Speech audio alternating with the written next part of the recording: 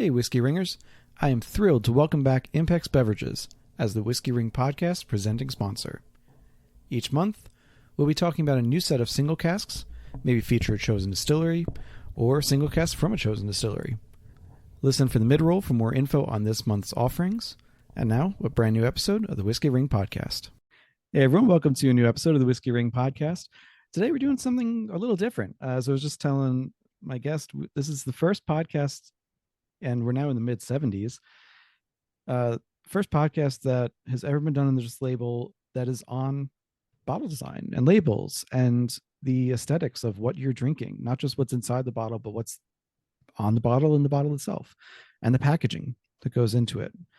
So with that all said, I'm thrilled to welcome Kevin Shaw. He is the founder and president, correct, of Stranger and Stranger. Yep. You may not know off the top of your head the name of the company by the end of this podcast. You certainly will. But I can guarantee you that you have had at least one of their products or products associated and designed by them, probably more than one, if you're listening to this podcast. So, Kevin, welcome. Well, thank you for having me. I would hope so. We've been going for almost 30 years, and in that time, we've done around 7,000 different bottles. So I would hope you would have had at least one of them, maybe more in your hand at one point, whether you're drinking whiskey or vodka or gin or wine or beer. But there are still a few 100,000 brands to go. So I hope we're going to be busy for the next 30 years as well.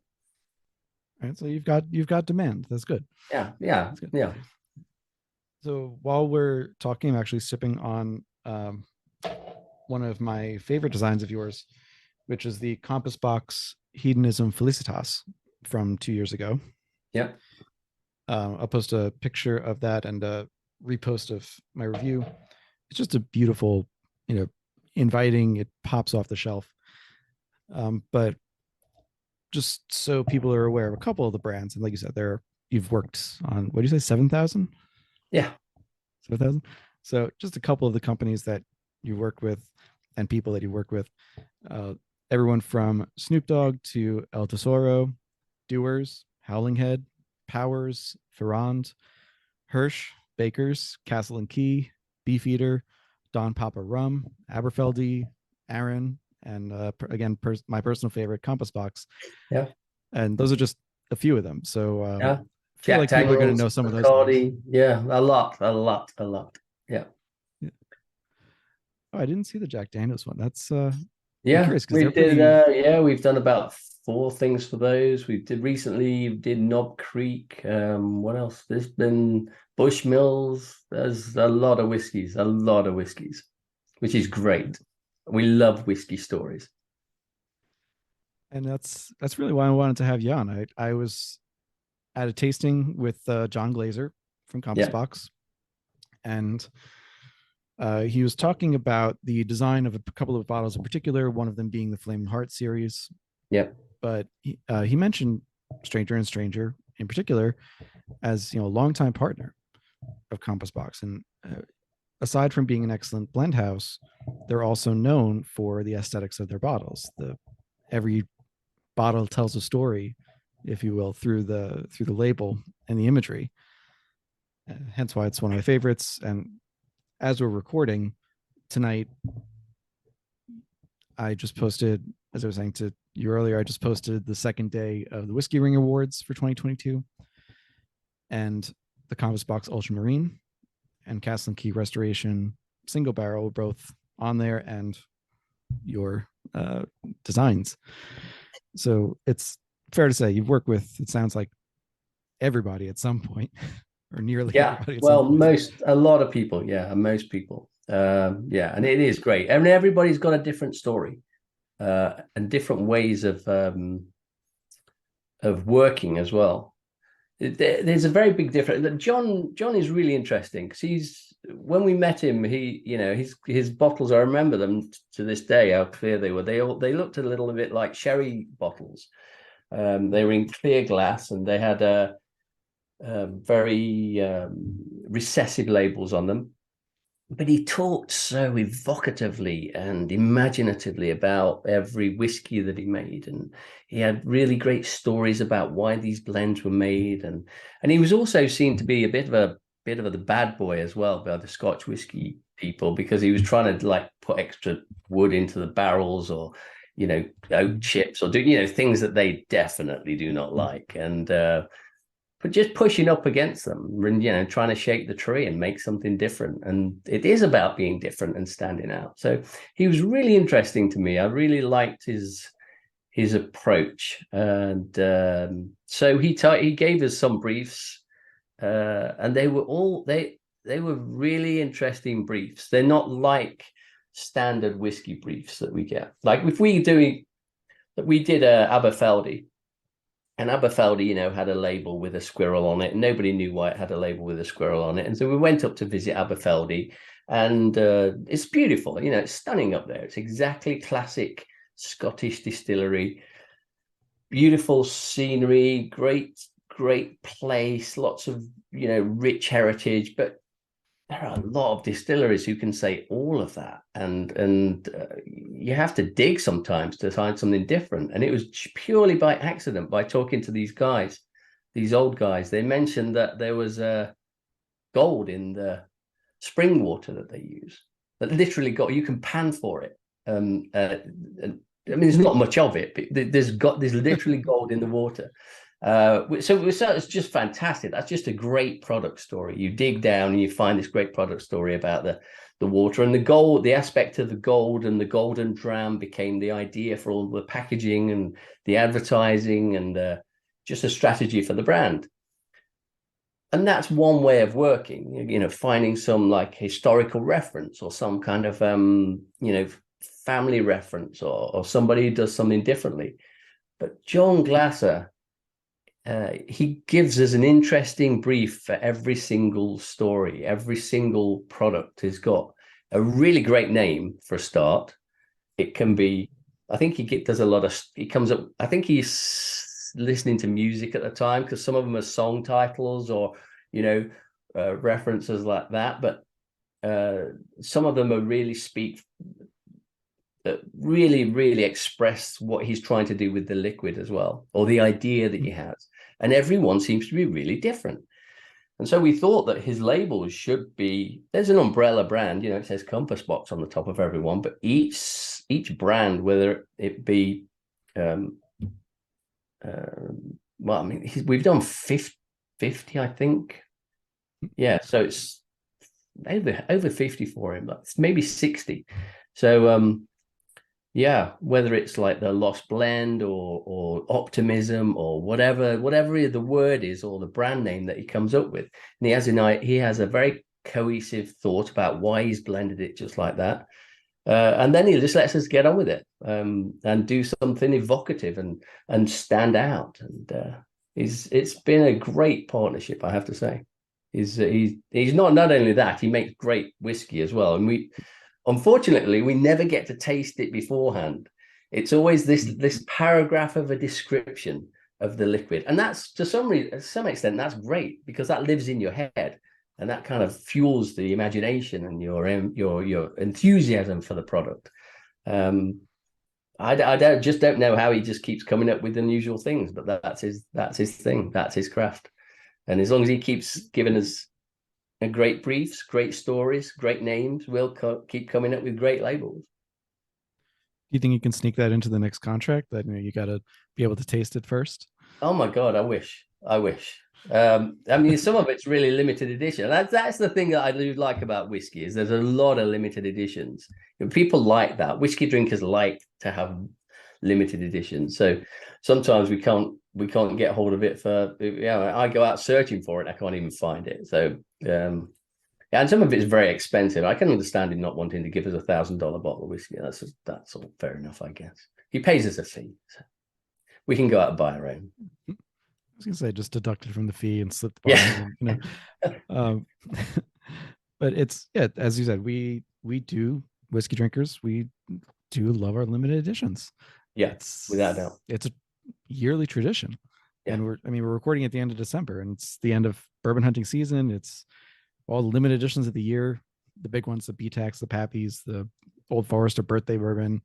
Yeah. They've all come out, and they're all gone. And most of those labels and packaging have not been updated in many, many years because it works. To a certain extent, if you've got something that works and you're going to produce it every year, why change it? But with Compass Box, it is very unique in that they've got a couple of core range products that stay year over year, but there are so many limiteds, like the Hedonism, the Felicitas. Yeah, it's the original Hedonism. I have a bottle of it somewhere, but it's not within reach. It's got that maroon tinted label, a gold outline on it. I'm trying to remember from memory.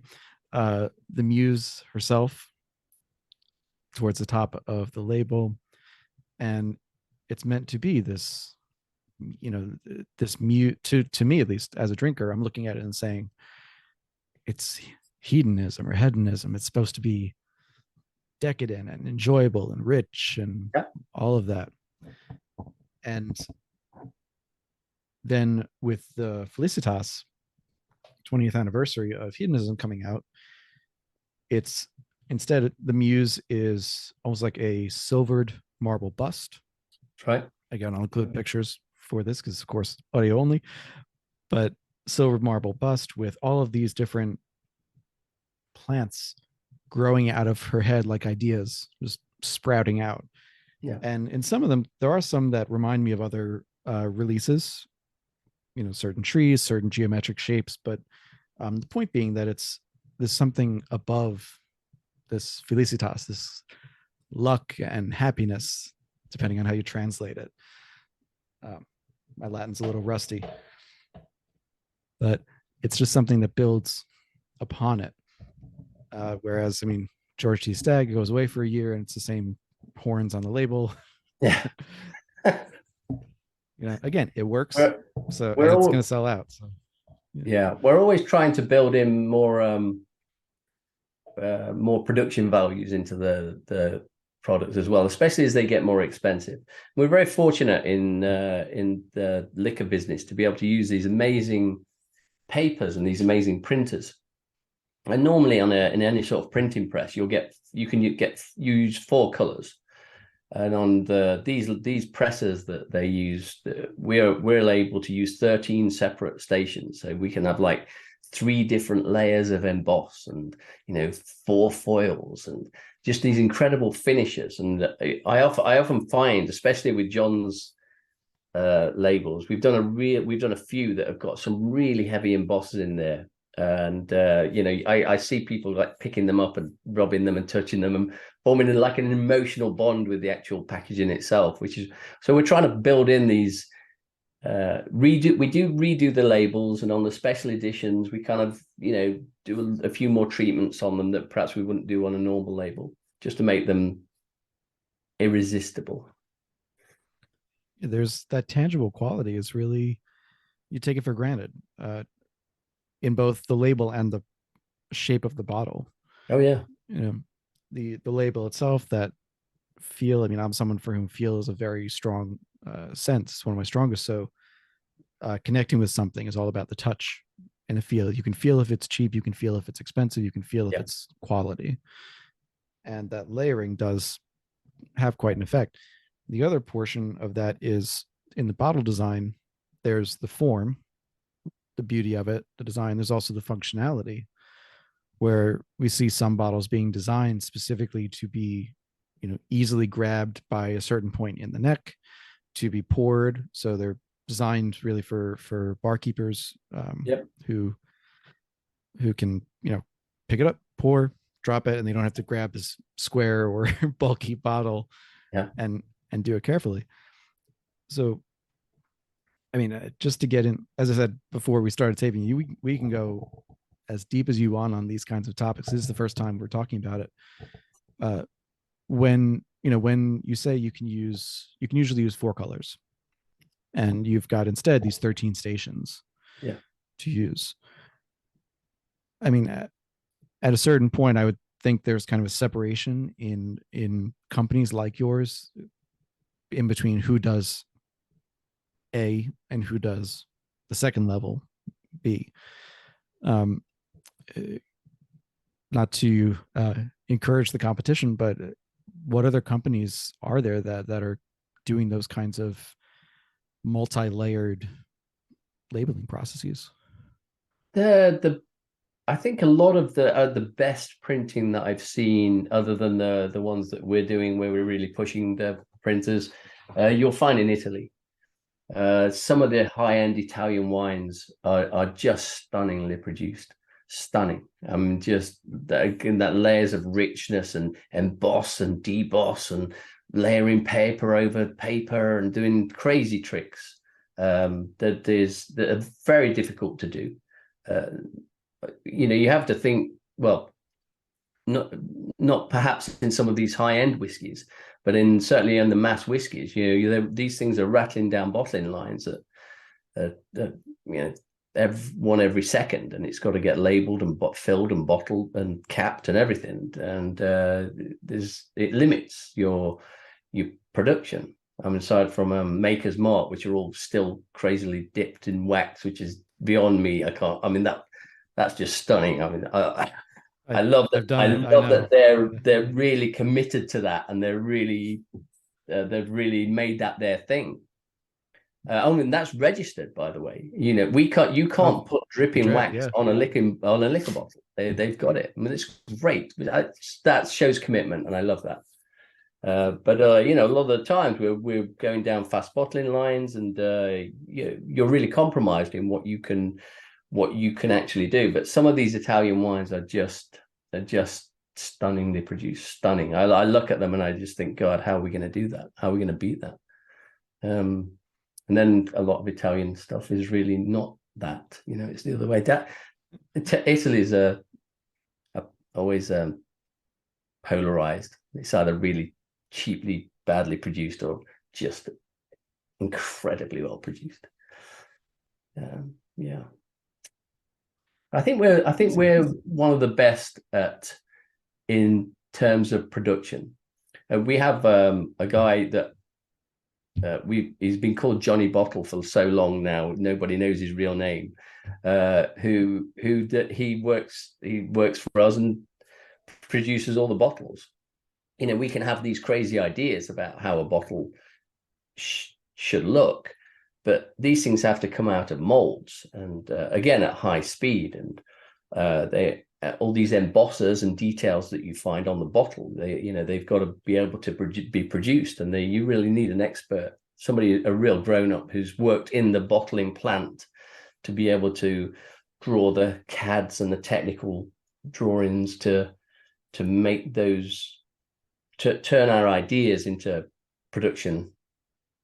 So we've got those guys that work on the glass. We've got production artists who work purely on the labels, and they work with the printers to get the best out of them. And that's often, they have to go down to the printer and spend days at the printer trying to kind of just adjust the machines to get them exactly right. So it's a real labor of love, and these guys are experts and been doing it for a long, long time. We're very lucky to have them, and I do my best to hold on to them. And the designers as well. It's a very specialist area. You've got to know everything that's out there, and there are thousands of bottles out there. You can't produce something that's already out there. You can't produce something that people have seen and products that have failed. So there's a huge level of industry knowledge a designer has to have before they even put pen to paper and come up with an idea. And our positioning is all about being different and being unusual, and that's why we like people like John and people that do interesting things. Actually, in some of even the big corporations do interesting things a lot of the time now as well. They're getting better at it, and that gives a designer a lot more a springboard to kind of do something creative to tell that story. Very specialist area. Sometimes we get people coming in and saying, they like a job because it's quite sexy working in liquor. I think a lot of people think, and they've been working in pet food or stuff like that. And I have to explain it's a slightly different area, and there's a lot of specialist knowledge that people have done. And, our staff have been doing this for, 10, 20 years. And the thing is, once they're in, it's very addictive sector. That they don't want to do anything else after this. I've got to imagine you're never bored. I mean, there's always a new products coming in. There's always, and for creative people, they're constantly being able to express that creativity. Yeah, absolutely. In not only in and the great thing is with liquor and whiskey, but liquor generally is that every brief that comes in needs a bespoke bottle. It's not like wine where you get to use a Bordeaux bottle, a Burgundy bottle, or a Fleet bottle. That's it. And 99% of wine business uses exactly the same glass. With liquor, there's a lot more creativity, because you have to think about the bottles and then think about what bottles are out there, what shapes they are, what shapes would be really interesting and sexy, and as you say, there's practicalities as well. These especially things that are in bars, they need to be picked up, they need to be poured fast, they need to be. There's a certain practicality to that. The more expensive ones you can go kind of crazier on and be a bit more different, because they're rare use and up on the higher shelves. But those mass bottles, they're tough. All the bottle production companies want you to produce the absolute bottle. Apparently, that is the easiest one to make, the easiest one to get out of a mold, the easiest one to go down a bottling line, and all the bar guys love it because it's easy to kind of hold and manipulate. So that's the thing that's the norm, that's the average, that's what everybody wants, and that's what we have to fight about. Just say, well, you've got to be a bit different to that. And being different is incredible. We did some work for Harris, and they made a gin, as a lot of these craft distilleries are now. They start off with their white spirit while they're waiting for their whiskies to mature, and they're just bringing out the whiskies now. But they started off with the gin. We did a really nice bottle. I mean, it's one of the most nicest bottles we've ever produced. Really beautiful Harris gin bottle. It's got ridges and curves, and it's incredibly tactile and lovely to hold and feel. And the empty bottles were changing hands for like $50 on eBay. People wanted the empty bottles to put to either secondary use. They wanted it to for put a candle in the top or fill it with olive oil or whatever. People just wanted these glass bottles. So if you feel like there's a gin in there and you want the glass as well, I mean, it's just a twofer. It's fantastic. Bonus. Great value for money.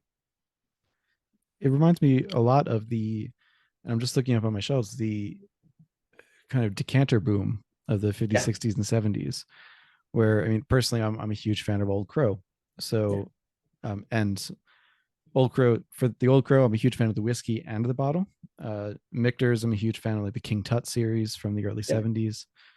The whiskey inside was god awful, but that's a different story. The bottle and the decanters are incredible. So is there, as I'm thinking about it, I'm thinking, are there, God, there's so many directions I want to go here, but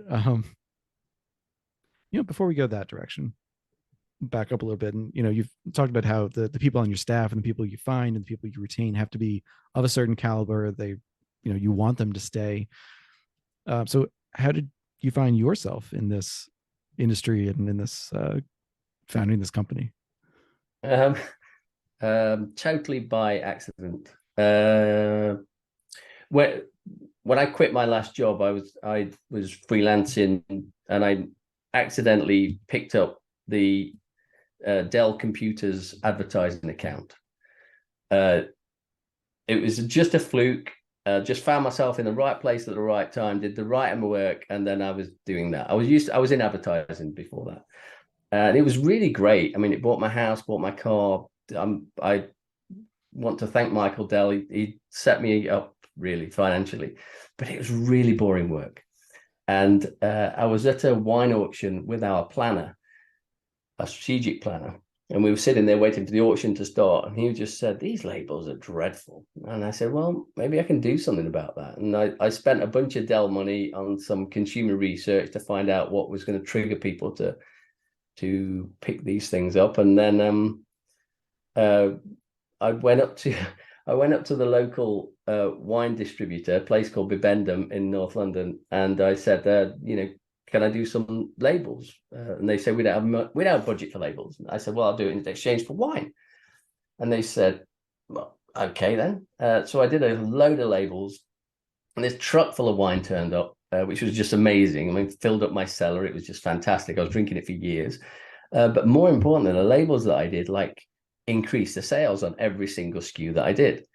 And then I just got referred, and it took off, and we did a lenticular label, and it just got wrote up in the Times, and it just the wine business took off. And then some guy in William Grant's saw all the PR we were getting and said, I want to get them to work on some stuff. And we ended up doing a load of stuff for Grant's, and then they moved off to do this outfit called Proxima, and we did this thing called the Kraken, which went completely crazy and is now like $1 billion brand.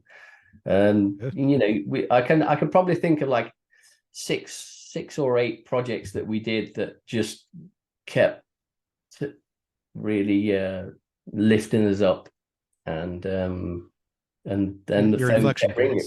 Yeah, absolutely. But it was literally a hobby that got out of hand. That's how I describe this thing. It's just a hobby that got out of hand. I was doing it on the side of all the Dell work, and then it just took over, and it's fantastic. No, I've never wanted to do anything else since I got into this. I bet. I mean, again, it's constant creative expression. It is, and I have to say, having worked in the corporate world, the people in the drinks business are, to the most part, amazing. Winemakers who sleep with their vines, and people who really love what they do. There's a real passion and a feeling for it. And I know everybody's got to sell stuff, but for the most part, it's the nicest industry to be in. We've found, anyway. That's certainly a compliment. In getting to talk to many of the liquor industry people, I've talked to very few wine people, but in talking to the liquor industry people, they do seem just happier. Yeah, they're enjoying what they're doing. They're getting to meet people all the time, and I'm what I would consider a strong introvert. Apparently most tests would put me closer to an ambivert, but I feel like if I were a brand rep, for example, I would just get burnt out going to event after event after event. But there are people who do it and love it, and it just energizes them, and you see them and they're having fun in a different city every night, and you get to kind of live vicariously, which is wonderful. And and that also goes to the people who have been, someone who's been at Beam for 20 plus years or somewhere, and they're like, yeah, we just kept rising through the ranks, but I've loved it. Never thought about going anywhere else. I'm gonna, look at Jimmy Russell at Wild Turkey. I mean, the guy, with all love and due respect to him, the guy can barely stand up at this point. Just age. It's just age, honestly. Right. And he's been at Wild Turkey for 65 plus years. Right. It's insane. But they love it. Yeah. They go into the warehouse every morning, have a dram, more than one dram, and just enjoy themselves. I remember going down to Martel. It's one of my favorite memories of the drinks business. And I was down in the cellar there with one of the old boys, and he was like getting this like 100-year-old brandy from here and some 150 from here, and kind of saying, now mix them together, and it was just wonderful. It was just a lovely thing. But I remember the glow in his eyes when he was kind of talking about. He was so passionate about this, and he'd probably done the same thing as he did to me like 100 times. But you could just feel the fact that these people loved what they do. And I think that comes through with a lot of people in this business are in that position, that they actually just really enjoy it. It's part of your social life, isn't it? I mean, you would drink this stuff in your social life. To be able to do it for a job, that's amazing. And even in these big corporations, as you say, they'll find something. They'll find like this 100-year-old stuff down the back, and everybody gets excited about it. And they're always trying to do interesting things now as well. I think for most part, it's really interesting. When Dewars kind of gave us this brief on the double, and I just thought that's really, and he was really passionate about this double aging, and it's really nice. It's great to see. It's that enthusiasm feeds us, I've got to say. Somebody with a story and an enthusiastic kind of approach to the product fuels us without a doubt. I mean, if somebody just came in and with another Chilean Merlot, nothing about it, I'd be really disappointed. I want to know what they're, I need to dig. I need to dig into their story to find something worth talking about. I was curious if you remember, it's going to be a single thing offhand, but if you remember what a briefing for Snoop Dogg's wines looked like.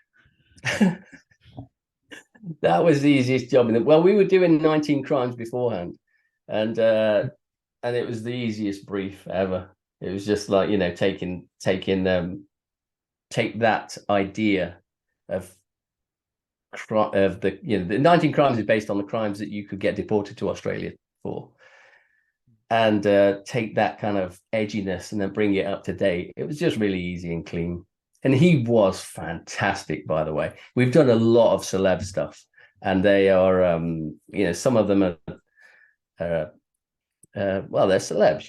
They think they can do everything, and some of them, and then some of them are just amazing. And he had this deal where part of the deal was he had to do like half a dozen social post, and they ended up doing like hundreds, and the brand just took off. He was fantastic throughout the whole thing, I've got to say.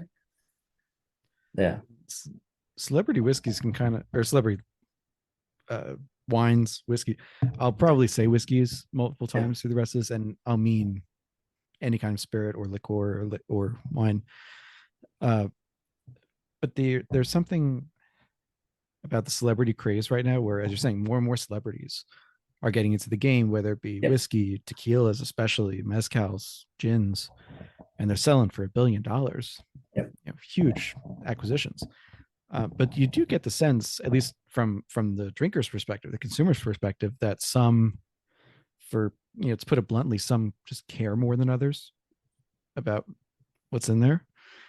Without a doubt. And we do see that. And the jobs that come, well, as you say, everybody now wants to do a Clooney.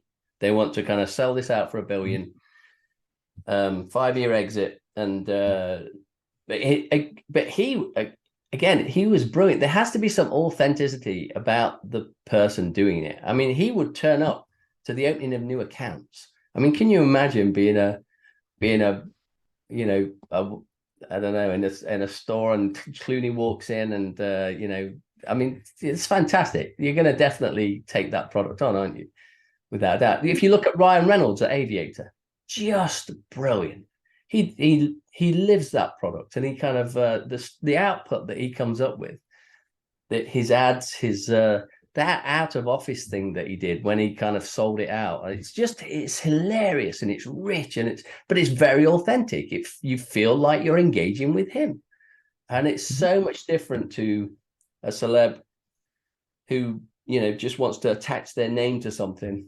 And you can Justin Timberlake, I mean, and that vodka, Drake and his whiskey, I mean, it just hasn't quite gelled. So they have to be authentic, and they have to gel. I mean, if they do, they can go crazy, really. I think also of even within an existing brand, like a Matthew McConaughey Long Branch within Wild Turkey, whether or not he does, he really put the effort in to make it seem like this is the whiskey that he designed and he's drinking. Right. You know, and Yeah. I've got so many things on my shelves that I don't expect anyone to drink one whiskey or one spirit or anything for the rest of their lives. But yeah, when you see that, for whatever you think of the product itself, it's hard to argue that, yeah, certain people you can see it. As you said, you can see the authenticity, and it Yeah. comes through, and it comes through the drink. It comes through you as the designer, Yeah. and how the label comes through. Yeah. Um, Yeah, and you so can, and it can be accidental as well, by the way. We did this, somebody gave us this banana flavored bourbon, and asked us what we would do with it. And it was weird. And you see banana notes in tasting notes. So I kind of got that it might work. And it was very drinkable. I thought it's just gonna make an amazing shot brand. It's not high end or anything, but it's just a fantastic, fantastic shot brand. And so we did this label called Howling Head, and it was doing great. And then this guy called Dana White would posted on his Instagram some bit of him chugging this bottle. Dana White owns the UFC. He's like this cage fighting god, and he chugged some of this bottle, and then instantly Howler had got 144,000 followers overnight, and then it became a thing. They kind of bonded together, and now when Dana White takes his crew on these big fighting excursions, they take a container of Howler with them. I mean, there's YouTube videos of these fighters chugging the bottle before they go into a fight. I mean, it's become part of that culture, and that a real mix. It's just a great chugging brand. They love it, and it works. Yeah. People if you're a fan of Dana White, or if you're a fan of the UFC, you want to drink what they're drinking and feel like you're part of the crew. So sure. It makes perfect sense. Hopefully not fighting at the same time, though. Not unless you've trained, at least. Yeah. And oddly enough, the banana note reminded me, because I think for whiskey drinkers, at least for American whiskey drinkers, the brand that you'd most associate with banana notes is probably Jack Daniels. Right. Unless it's banana flavored whiskey. Yeah. So, and you did mention earlier that you had worked on a couple of their recent, or a couple of bottles for them recently, like 3 or 4. Oh yeah, we've done a few projects for them. The Sinatra, we did the Winter Jack, which was really interesting as well. I mean, and I'm all for all alcohol products to try different things, and that Winter Jack was a case in point.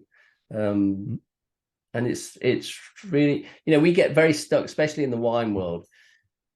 People think, well, that it's quite justified to have 6,000 identical American Pinot Noirs, because the consumer will want to explore. And no, they don't. They really, really don't. They just want a clear proposition what they're going to get here.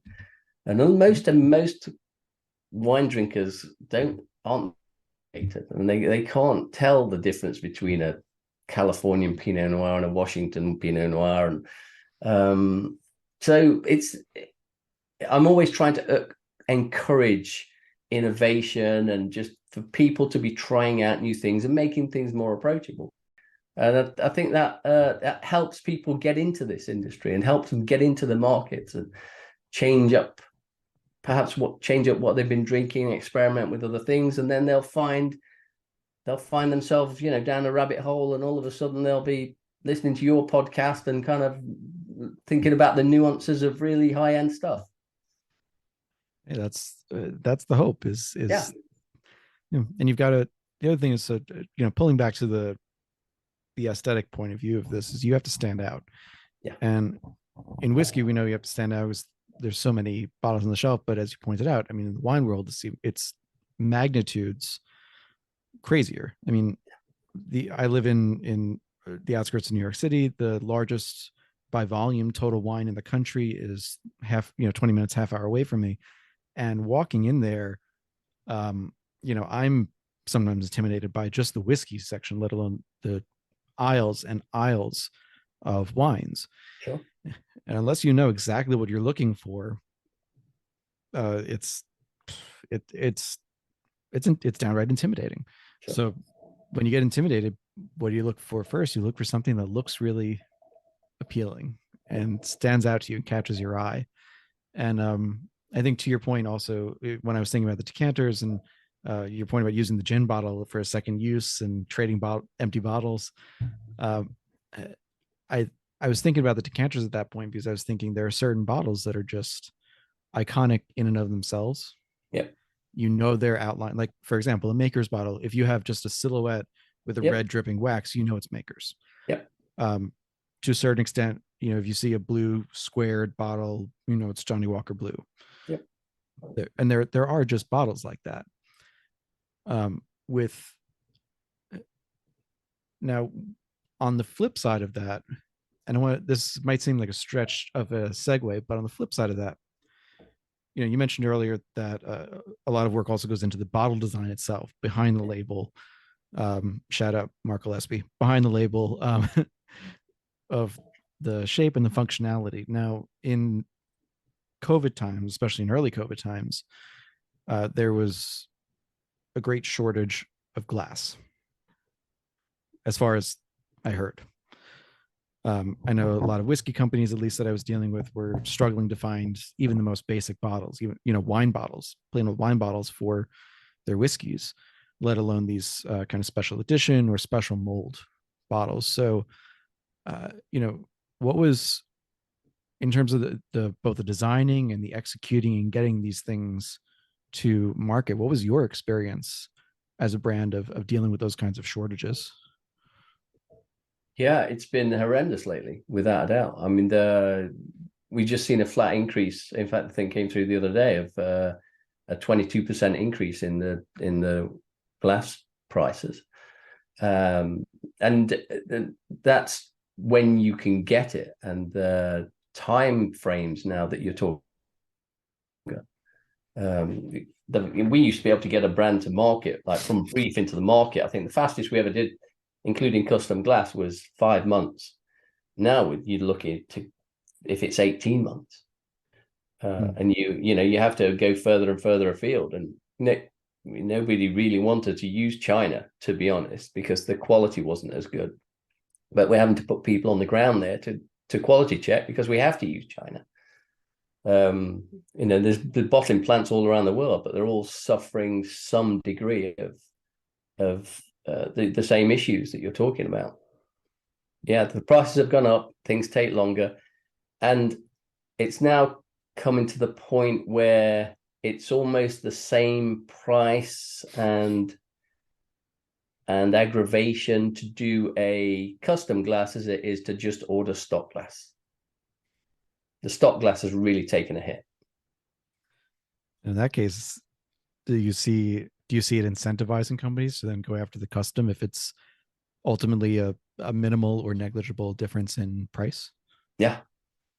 But you've just got to wait longer. You've just got to build it into your time frame.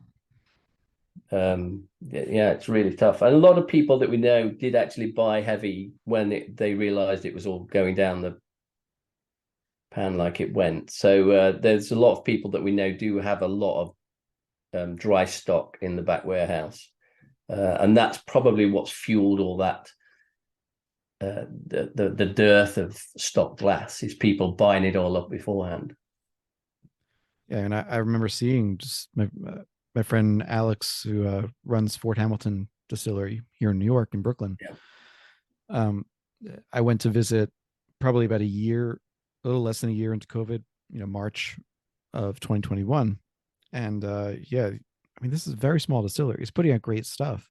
Yeah. It's small, it's new, Yeah. It's all one room at the time, at least. And he had a couple of pallets of just bottles. And he said, I saw them, I could get them, and these 3 pallets might last me 3 years, but it's in my interest to have them because it's better to have them than not have them. Yeah, of course. Yeah, Yeah. And I would encourage anybody now, if you see a pallet of bottles, just buy it, because somebody somewhere will want it. absolutely. And I'm just looking at so I mentioned earlier I have kind of an outline for these interviews, and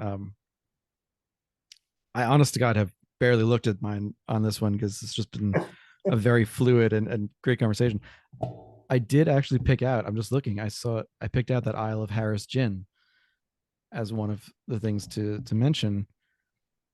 And I'll include a picture of it with the podcast post. But to me, I noted it evoked kind of a windswept shore Yes. design of the bottle without distracting from the gin. Right. So, but you also got some. So that's the more, let's say, elegance and that's just you say beauty. Yeah. Side of it. You've also got some just flat out fun ones. Yeah. My favorite being the Dada potato vodka. Yeah. Which I thought was just kind of Monty Python-esque. It is. Which it's just fun, Yeah. But they have that great story. It all comes down, every single thing that we ever do comes down to a great story, and finding a great story with a client or a product or the whatever, the place or anything. And they're really committed to doing unusual stuff. They make stuff out of beets. Their idea is making odd things that nobody else is making, and calling themselves the Dada Chapel. That's just perfect. That's absolutely perfect. It's just, and it allows us to do great things with the design because there's no rules, So a Monty Python, man, I'm old enough to love Monty Python, and I was brought up with that stuff. And anytime we can get Monty Python on anything, I'm for it. I'm a second generation watcher, of course. I mean, it is what it is. But my dad was big into Monty Python, and Right. So I watched all the movies. I remember watching the Live at the Hollywood Bowl, just over and over and over again. But so now every time I see it, I'm like, oh, that's what that is. They also, just a weird side note, when my wife and I graduated from college the same year, same ceremony, everything, and after they played the Elgar, Pomp and Circumstance, they started playing the Monty Python theme because it's kind of very marchy and upbeat and all that. And we just looked at each other and like, is that the Monty Python theme? Like Pomp and Circumstance for the Monty Python theme? But, why not? It was fun. Yeah. So that's the bottle. So taking the bottle as the example of when you're trying to explore, evoking certain feelings and certain functionalities and forms depending on what the need for the bottle is. So you have the custom design on that side. I want to go back more to the labels as well in terms of telling what you were saying earlier about telling the stories with paper. Yeah. And that phrase in particular came out in the recent Aaron redesign. Yeah. That you guys led. Yeah. So I'd love to just dive in as a case study, if you will, of how that project came about and was fulfilled. It's a brand new year, the perfect time for a new whiskey experience. This January, my new experience is at Lochlee Distillery. Sitting on the lowland coast of Scotland, Lochlee is a relatively new distillery with some iconic names behind it. Set up by Malcolm Rennie and now overseen by John Campbell, Lochlee sits on a farm once tilled by the patron saint of everything Scottish himself, Robert Burns. Lochlee's first release, the Sowing Edition First Crop, was one of my top new whiskies of 2022 and one of the best first releases of the year. At the end of 2022, I picked up the newer Our Barley and Harvest Edition releases in advance of my own interview with John Campbell, and both were worthy follow-ups. Each built on the clean, barley-forward, and mildly lowland style of the Sowing Edition by layering in multiple cask finishes. Each comes in a patterned glass bottle, evoking the barley where all of this starts. Keep an eye out for early 2023. Their Fallow Edition is set to hit shelves in Q1, and I, for one, can't wait.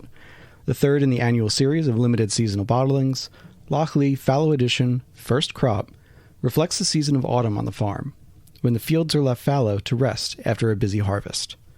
This will be the first Lochley release to be matured solely in 100% first fill Oloroso sherry butts. As always, it is non-chill filtered with no coloring. It comes with a beautiful lavender label to match the rich colors of the previous seasonal bottlings. A big thank you to Impex Beverages for being the Whiskey Ring podcast presenting sponsor, and cheers to you all in a new year. Hey, Whiskey Ringers. I hope you've been taking advantage of that podcast-only code for the Scotch Malt Whiskey Society. They've got around 20 bottlings coming out each month, and there's never a shortage of new things to explore. For the holiday season, December, January, we've got even more bottles than usual available to try and available to buy. If you are a US-based listener, there are at least 12 casks just for this month's release, plus additional ones coming out. If you are a UK listener or an EU listener, there are over 30, a ridiculous number of bottles that you can try and get your hands on. Remember to use code WRP at checkout to get 25% off your annual membership. And when you get that special bottle, post a picture on Instagram, Twitter, Facebook, and tag us at Whiskey in My Wedding Ring, Whiskey Ring Podcast, and hashtag Whiskey Ring to let us know you've got that great bottle in hand. How it came about. Well, we're very lucky in that people just approach us now and just say, because we've been doing this for a while, we're quite well known, and so that they just say, look, we either want to increase the price point on this, or we need kind of differentiation between the range or anything like that, and we normally ask people to give us a one-sentence brief, which really focuses the mind. And we've done that for every brand, even Jack Daniels. You just say, just give us the one-sentence brief, not the big padded out, like full of what are you hoping to achieve from all of this? And so with whiskey, you just got to look at what there is out there, what's doing the job, and what stories are being told. And with Aaron, there was just the story of the geography and the topology of the time, and that's just really stood out. I think it's a very clean and modern looking whiskey, I think, and that's good for whiskey to start kind of there's a lot of old stuff, Balvenie, and I love the Balvenie labels, but there's a lot of kind of look of whiskies that are very much like that. So we're always looking to kind of make things a little bit fresh and unusual, if you like. So yeah, this one was all about the topology of the place and the island, and it was really, and just producing something that was quite clean. I think it owns a kind of really nice color palette. The bottle's really nice as well, because it's got the steps and ridges in the neck, which again people love to feel and touch and get their fingers on, and a lot of production details. And you'll see like embossers, foils. There's probably like 5 different colors in there, although it looks quite subtle in there, but yeah, really produce the hell out of it. And then the custom caps as well. It's really nice that people produce custom caps. The caps take the longest to produce. They take longer to bottles than the bottles to produce for some reason. Producing caps is an absolute nightmare. We did a bottle called Italicus, and they did this crazy cap with 9 parts. It cost way more than the bottle, took twice as long to produce than the bottle, but it looks stunning on the thing. And people have to take a cap out. It's not like when you're opening a bottle of wine and you just pull a cork. You've got to twist the cap of the whiskey, or so like most projects, it came together really easily. It kind of just, we are very clear about, like, this is the story that we need to tell, and nobody else is telling quite this story. Other bottles look like this. We always do like a range comparison, like these are the other bottles that will be your competitor, and we do a comparison with those and what each product is doing well. Then we'll find that kind of white space, that middle ground where nobody else is saying quite this in this way, and it's the same for every project, finding the white space. When brings up a good question. When you walk into a wine store or a liquor store, do you look around at the bottles beyond what you're looking for? You just look around at the bottles and think, it's a nice design, but I think you could do this to it, or this tweak, or this change would make it thing. Is it Oh just kind God. do you do that? I Is mean, it a compulsive? I'm haunted by all of our work as well, by the way. I mean, the stuff that we did, 10, 20 years ago that hasn't been updated. I mean, the Kraken hasn't been updated since the day we did it. And I look at it now and I just think, oh, we would have done this a bit different. Oh, we would have done that a bit different. So it's important, I think, for all these brands to kind of refresh their brands and keep moving on and keep looking forward. A lot of them do that, actually. A lot of the clients that we have come back for refreshers and updates. And you've always got to be on the lookout for what everybody else is doing. To your point, I am a nightmare in the liquor store. I am an absolute nightmare. I can't come out without boxes of bottles. It drives my wife nuts. I spend hours like looking at bottles, picking them up, feeling them, reading the back label stories, and yeah. I'm sure people have been thinking about arresting me a bunch of times. So I just spend too long in there.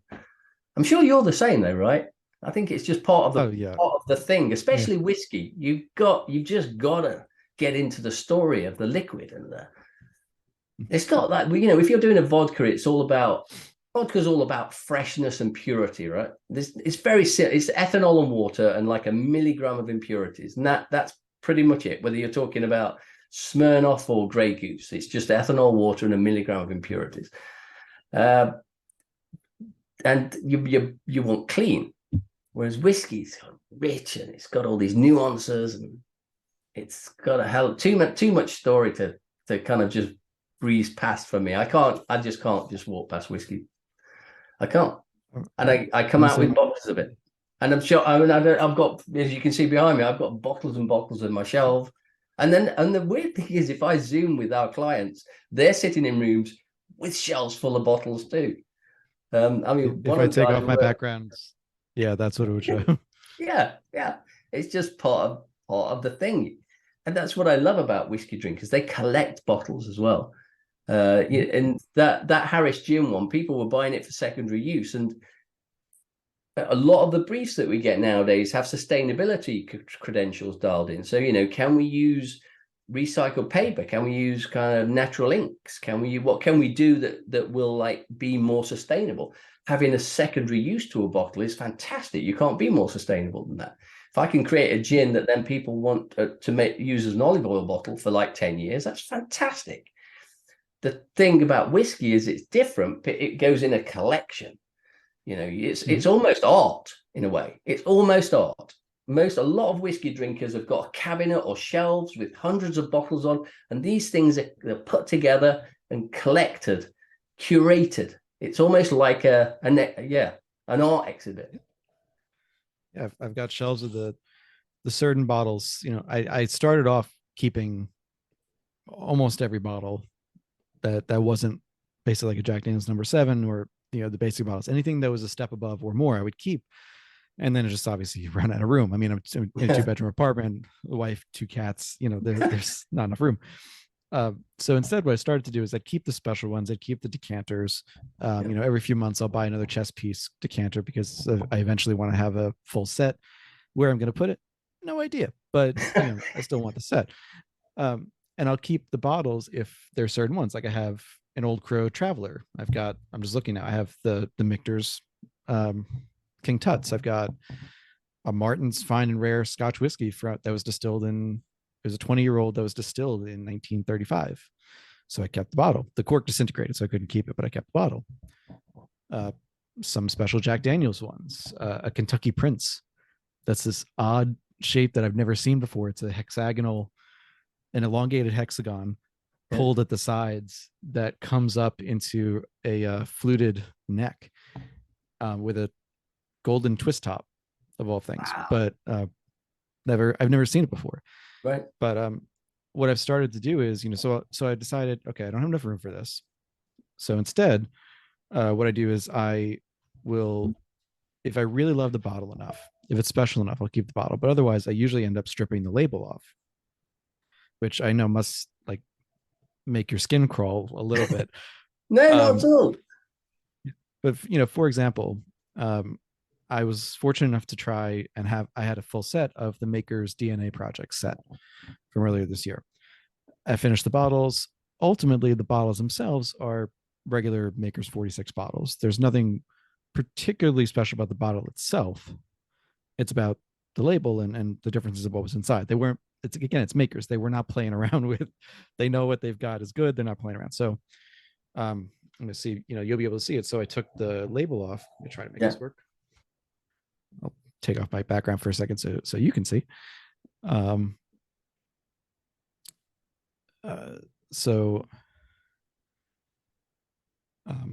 So take the label off and I put it in my tasting notebooks. I'll just do that over and over again. Yeah. And for me, that's just it's practical. It saves a lot of space. Yeah. And it allows me to really keep the ones that I think are unique, and that are special. Yeah.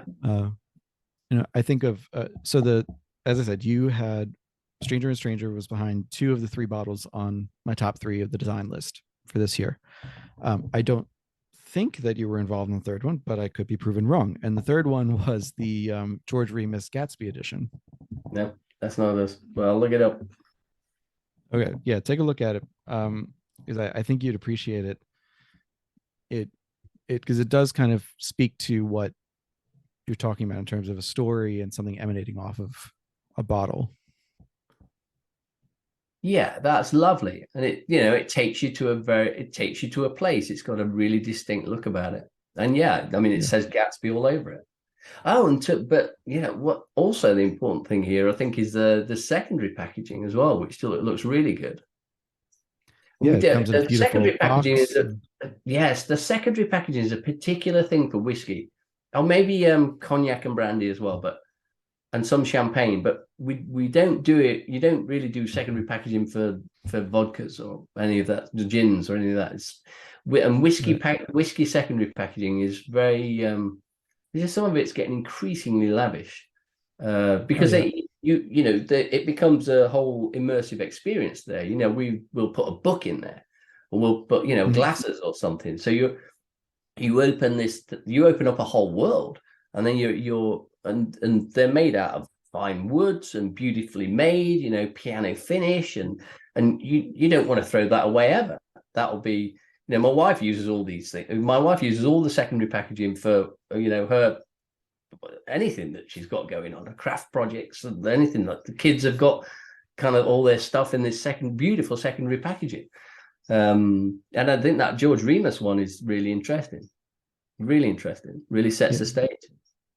Yeah, to me, it screams that Art Deco feeling. And being a lifelong New Yorker, it just was like drinking this and pouring the bottle, opening the package, transports me to the lobby of the Chrysler Building. Yeah. Or the Empire State Building. Yeah. I totally get that. And to your point about the secondary packaging, it's not just the expensive brands. I'm looking at literally a pile of Booker's boxes, just wooden Booker's boxes that are filled with corks and toppers and things. On the other hand, you've got one of the things that you might have alluded to, but if not, we're thinking of something parallel, which was the Macallan put out one earlier this year that was in a book. It opened up. It had, this incredible packaging secondary packaging to it. Yep. And it's Macallan. They're going to, go big or not at all. So it makes sense. Yeah. But it is certainly a whiskey. It is something you do in whiskey, and not really so much in wine either. No, not very much. Like I say, in some champagnes. Just I remember we did a pack and a box for an Altmore limited edition. There were only 8 bottles sold. I think a lot of it goes to Asia, but they wanted to contain a bottle.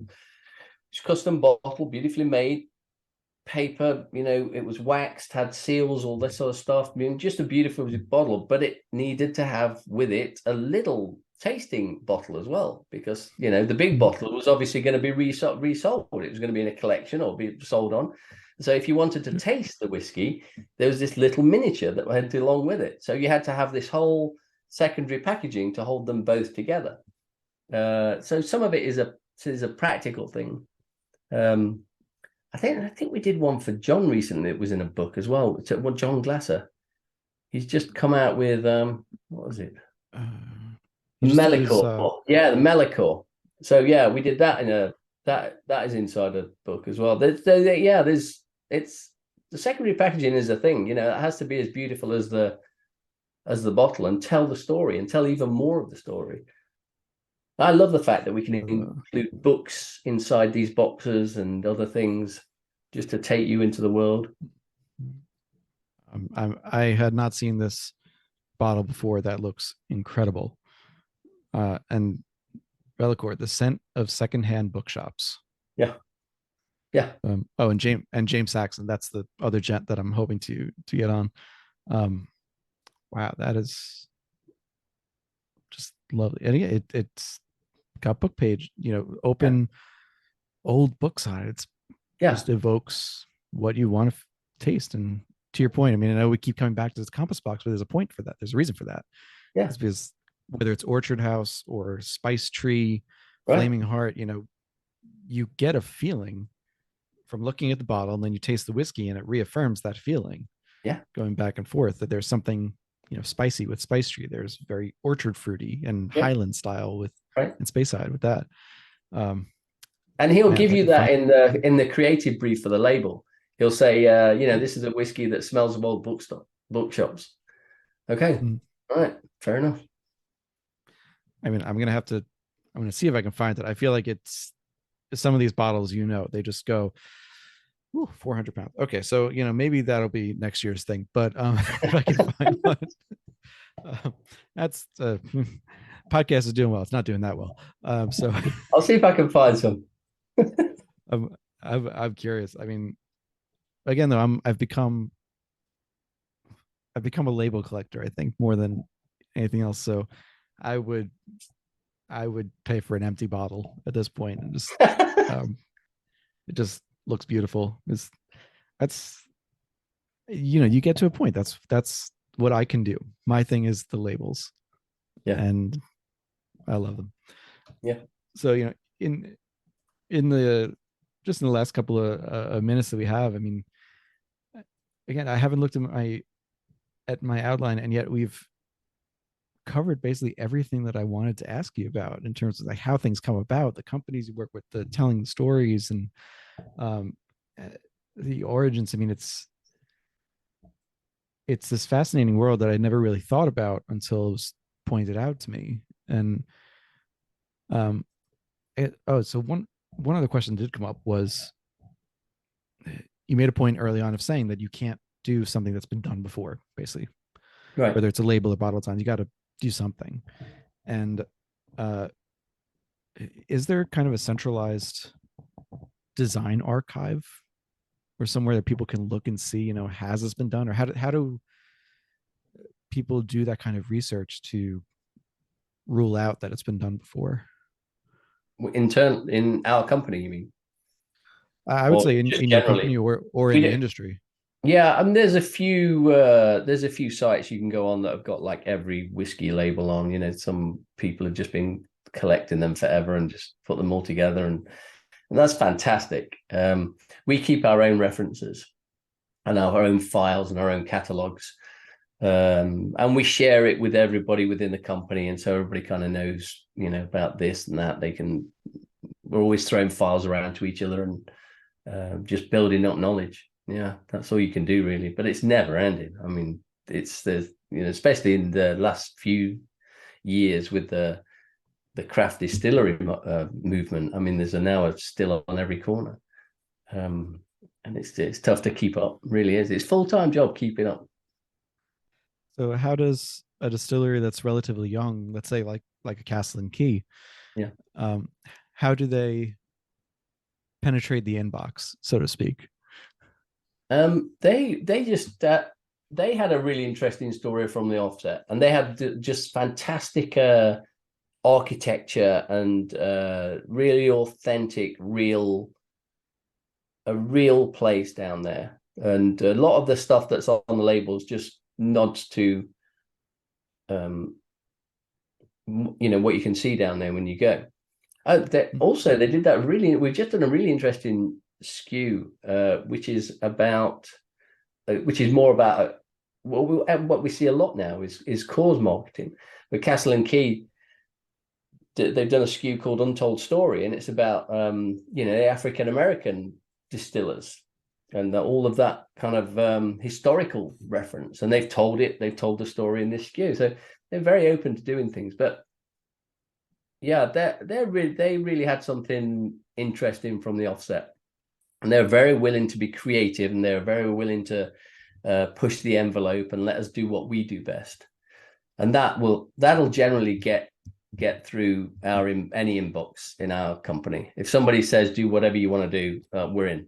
Mm-hmm. Yeah. And we don't any sorry. Oh, go ahead. No, that's all it takes, really. It's very easy to get a designer going. Just tell them that they can be creative. And we always say that we'll get you that first sale. We'll make something interesting enough that somebody will want to pick it up. And then after that, it's the liquid. The liquid will get you the second sale. Sure. So with that in mind, I'll ask you the last question on my list, which is, I'm sure you're working on any number of exciting projects at any given time. Any that you can preview or tell us about? We have 60 going on at any one point, and we sign confidentiality clauses and treat our clients' IP very religiously. So not really that I would like to share. No, and I really appreciate you asking. I really do, but it's no, that's definitely more than my job's worth. No, I figured, but it was a question that I think had to be asked. So I'd be remiss if I did not ask. I'll put it that way. What I can say is there's really nice, interesting, exciting things going on in the whiskey trade. And that's fantastic. I wish the wine business would keep up with the whiskey business, but the whiskey business is right there with really interesting stuff going on. So I'm very excited for the future of it. Well, I'm looking forward to hopefully finding one of the Bellicor bottles and any number of the other bottles that you've worked on. So Kevin, thank you so much for taking the time to chat about this. I'm fascinated by it. There are, I'm sure, more questions that are going to come up that I'll prep you with, hopefully in one email instead of 5. But it's just really wonderful. I definitely encourage people, go to strangerandstranger.com. There'll be links to the website, to social media in the show notes, as always. This one, of course, will be a little bit different. No reviews in the show notes because not making the whiskey or the liquid, but for sure you will see pictures of bottles that I have and labels that I think really need to be shown. So again, love the work that you guys do. Thanks so much for taking the time tonight. Hang on with me for a sec after we finish recording, just to close out. Well, David, thank you very much for having me. I've enjoyed it. Wonderful. Thank you so much for coming on, and thank you all for listening. This will be one of our episodes in the new year. So happy 2023. May it be better than 2022. And keep telling your friends, keep listening. Really appreciate your support. And cheers. See you next week. Cheers.